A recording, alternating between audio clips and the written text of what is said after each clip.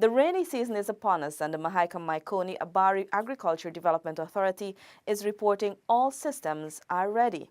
Here are the plans. MMA General Manager Aubrey Charles said its drainage infrastructure, inclusive of sea sluices at Prophet, Trafalgar, and the Edward, are in good working order. In addition to that, NDIA as well as the MMA, we have 2 pumps out at Trafalgar, in addition to the pump station.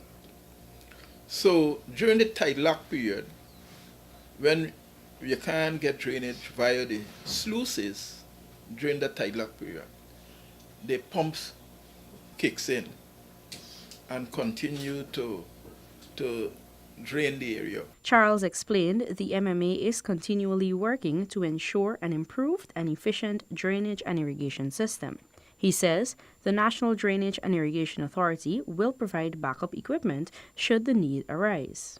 Now in the Mahaica-Maikoni area, we have 3 sea sluices, one at to the Mahaica River, one at Farm to the Maikoni River, and the third one is at Cottage.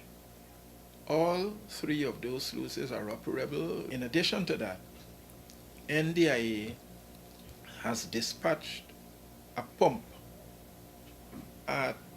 along the Mahaica Branch Road, which they call it Dihu Branch Road. The MMA is a semi-autonomous agency of the Ministry of Agriculture. Its main function is the administration of state lands in the Region 5 West Berbice area. Zanil Williams for Info Hub.